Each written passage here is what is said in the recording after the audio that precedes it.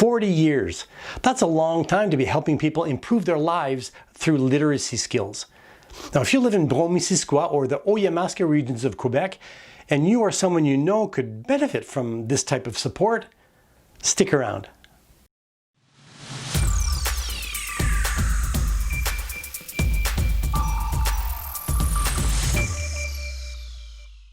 Hi there, my name is Ed Humphrey, and welcome to a new episode of About Townshippers. Now, in this web series, we highlight the organizations and the individuals that provide services and support to the English-speaking communities of the beautiful eastern townships of Quebec. Now, while preparing these episodes, I was reminded once again of the extent to which literacy plays a huge role in everything we do. Well, it affects our communication, our employment, our health, our relationships. You know, the list is long. And I recently sat down with someone that knows a lot about literacy, and she's also pretty familiar with an organization that makes a big difference in the lives of individuals, families, and parents. Now, Wendy Seys is the Executive Director of the Yamaska Literacy Council. And this is our conversation. Well, hi, Wendy. Thanks for accepting my invitation. Well, thank you for offering the invitation.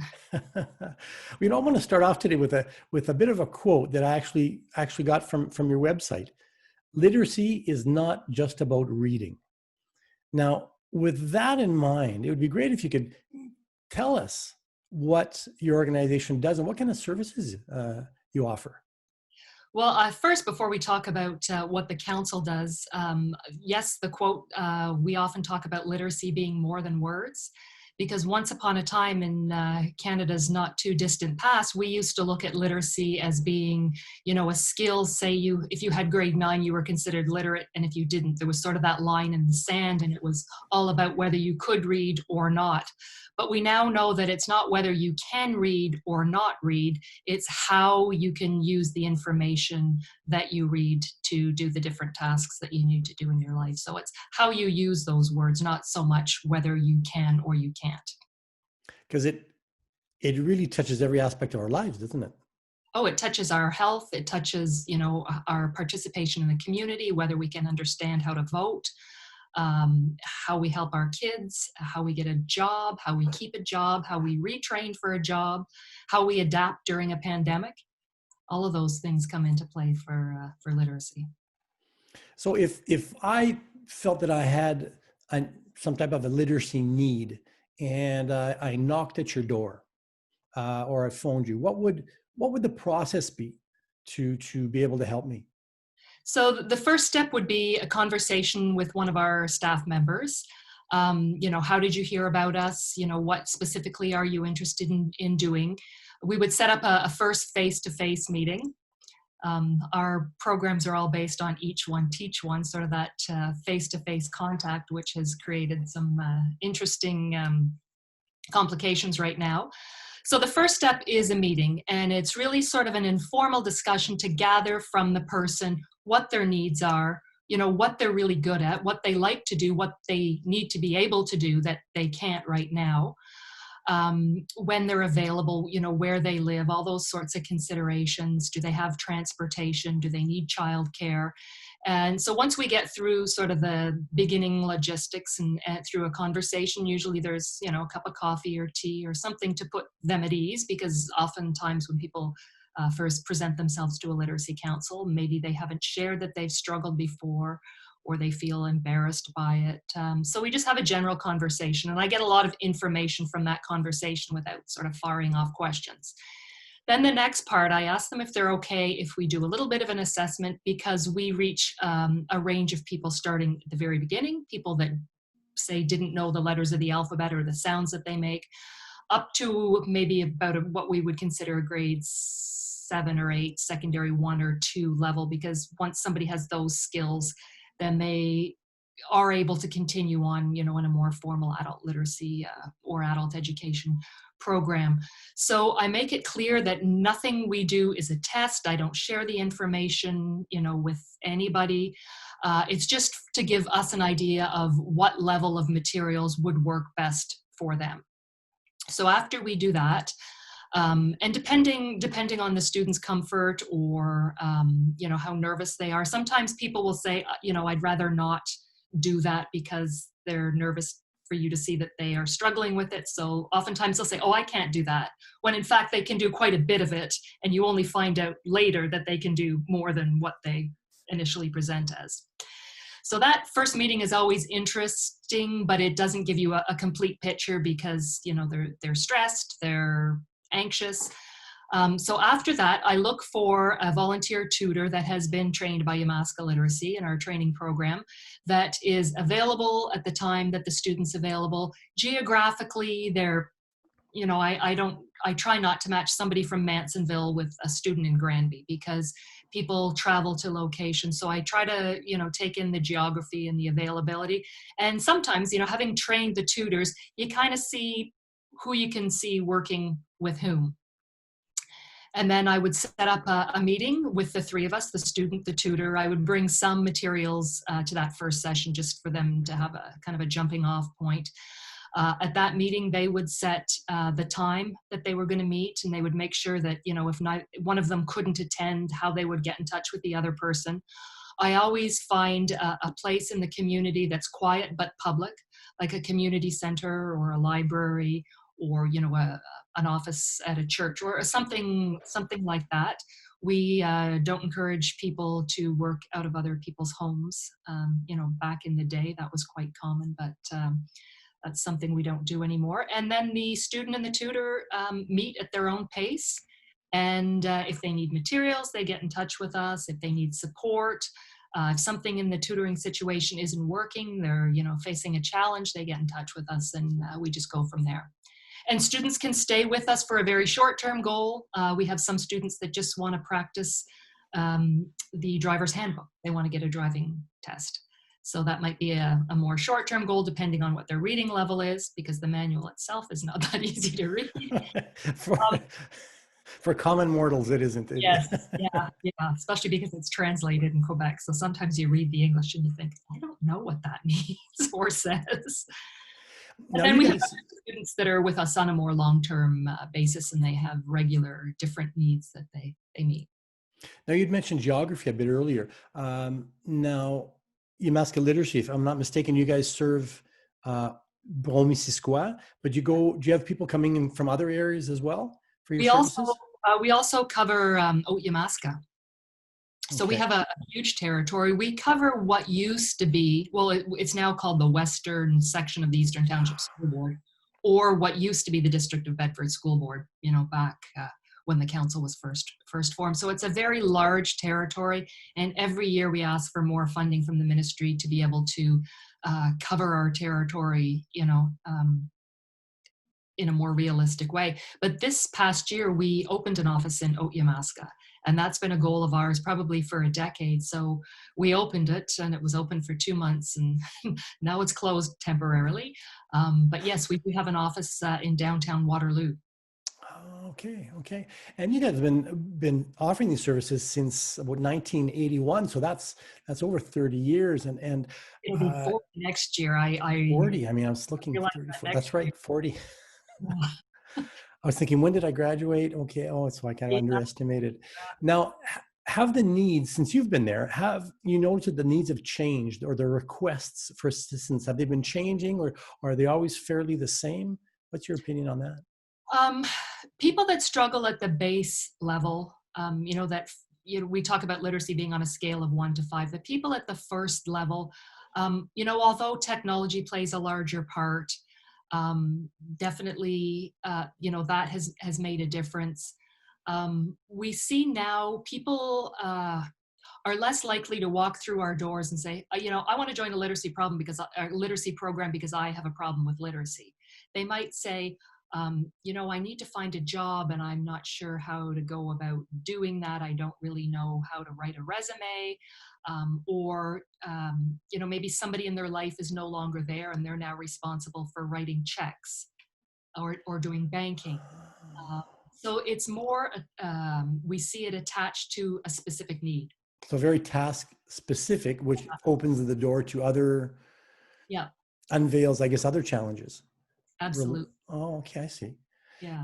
And you also mentioned how things are maybe a bit different now during this international health crisis. So how have your services, or how have you had to adapt your services to meet the needs of a very digital kind of isolated context right now?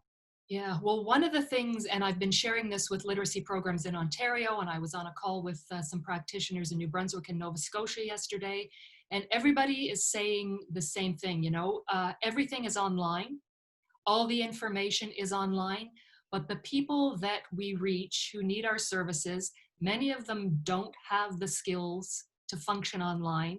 They don't have the skills to find information or to find reliable information. They don't, I mean, poverty is often connected to issues of low literacy. They don't have internet at home. They don't have the hardware or the software to be able to access it online. So that is a huge challenge to reach people right now. Okay, so that's a challenge when in normal times, and I can see how that'd be accentuated right now. So is there a workaround for that? Is there a way to because you can't really have people coming into the office, you can't be meeting them in public places, at least for now. So how does that work? Stop all the each one teach one tutoring. We also have a program in the prison, and as of March, I can't remember what day it was in March, the doors closed there. We can't phone them, we can't email, we have zero contact with. It's about a third of our membership is in the Cowansville prison.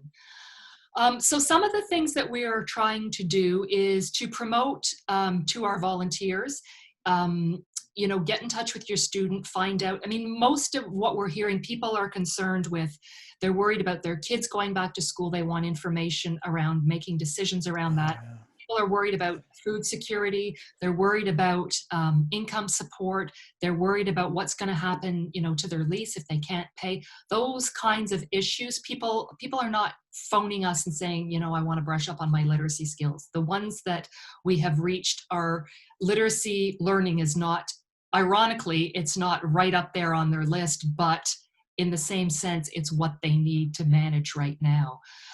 So we're reaching out by telephone. We're talking to the volunteer tutors. Would your student like us to mail them any activities? Do they want to talk on the phone? Do they want to try Zoom? So we're also, like, through social media and our partnerships with other community groups, we're saying, COVID is a confusing situation. We don't have all the answers, but if you know someone that needs help, tell them to call us and we'll help them find it. So we're reaching out to partner organizations on social media, to let people know that there are people struggling, and we're here. So if we know someone that could need some help, or if they aren't able to reach out right now, or how do we go about contacting you? Is it so we can phone you? And what would the phone number be?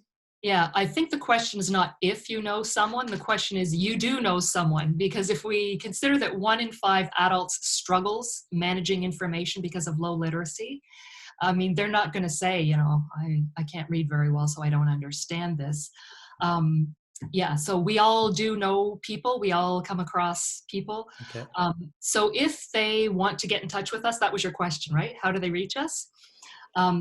If they are online, I mean, a lot of people with low literacy use Facebook. It's very easy, to share emojis and to do, simple text. So we do have Facebook. Yamaska Literacy is on Facebook. They can phone us. Our phone number is 263-7503. We have a toll-free number, so people, if they have long distance charges, they can phone us at 866-337-7503. They can email us at info@yamaskaliteracy.ca. Okay. And do you think that what's going on now, and the challenges that everybody's facing, and that all the organizations are facing as well, having to adapt, and kind of like our Prime Minister said, we're kind of building the parachute as we're kind of jumping out of the plane. Yeah. How do you think that the present challenges are going to affect the way you deliver services in the future? We're already starting, to think about that. The first month was, how do we adapt to this new reality? Notice that first week after the closure, I mean, there was like sort of dead all the community groups canceled everything. And then sort of a week after, people started Zooming and, doing different things. And now we're starting to think, it might not be realistic that we can offer programming until the fall. And what is that going to look like? Like, what sort of equipment, what sort of cleaning supplies are we going to need in the office? Are we going to need plexiglass? Is tutoring going to take place, through a glass barrier? The places where we set up student tutor matches in libraries and community centers, like, what are going to be the fundamental requirements to set up face-to-face matches? Because I don't think that for learners that are struggling at the very lowest level that we can expect that it's all just going to switch over to online tutoring. I think a lot of the work that we do can be online. For instance, we had just registered with Pro Literacy, which is an international literacy organization, to become a member. They have a really good online tutor training program. In the past, we always made sure that we were able to deliver our tutoring face-to-face because a lot of our volunteers are seniors. We don't have reliable internet out here in the townships. We have a large portion of our tutors who are in the prison who could not do online tutoring. So we're able to adapt our tutor training side of things to online more easily than providing services to students. I'm kind of speechless, because there's so much that we're all dealing with right now. And community organizations have also always played a super important role, in daily life. And now it's even that much more, but we have these kind of obstacles in front of us, right? To be able to deliver all our respective services. Yeah. So, well, the good thing about community organizations is we've had to, in order to survive, we've always had to be agile. Like, we've had to shift gears quickly, because of funding or new trends or for a lot of reasons in order to meet the needs to still stay relevant in the community. And, having been around for 40 years, no we one learned to adapt a bit, eh? Yeah, the other thing I did want to mention, we have always provided a scribe service, which means that people don't have to come and register to be in our program and have a tutor. But if they have, say they've got a form, and there's a lot of forms out there right now that people need to fill out. If they have a form that they don't understand how to fill it out, we can work with people. We can find a way to do that to help people. So they could just contact us because maybe they don't understand a certain government program that they want to see if they're eligible, or they don't understand how to fill out the application. We can work one-on-one, either by phone, or we can try to set something up online. Well, that's good to know. And that's a really good point, because there's tons of forms and they've been changing constantly over the last 2 months. So it's confusing for anybody. It is confusing. So I certainly understand. Okay. I would assume you don't have a target clientele per se. It's not just adults. It's not just families. It's is it actually wide, our thing is to work with adults 16 and over. Okay. Provide direct service, but we recognize that people, it's not like someone reads beautifully until they're 16 and all of a sudden they have a literacy issue. So we recognize there is a role in prevention. So we do work with families. We have a lot of different family literacy workshops that we do, but our emphasis is really to reach the parents to support them with their kids. Oh, good. Okay. I'm glad I asked that. Well, great. Thanks for taking the time, and we'll put all the information up, and good luck in the coming weeks and in the coming months. Thank you. And maybe we'll talk again in a couple months to see how things have gone. Yeah, that would be interesting. Thank you very much. Have a great day. You too. Bye-bye. The Yamaska Literacy Council, a really important community resource for those who want to improve and develop their literacy skills. Now, if you have any questions about literacy, or perhaps about the COVID-19 guidelines, you can contact them, and there's a few ways to do that.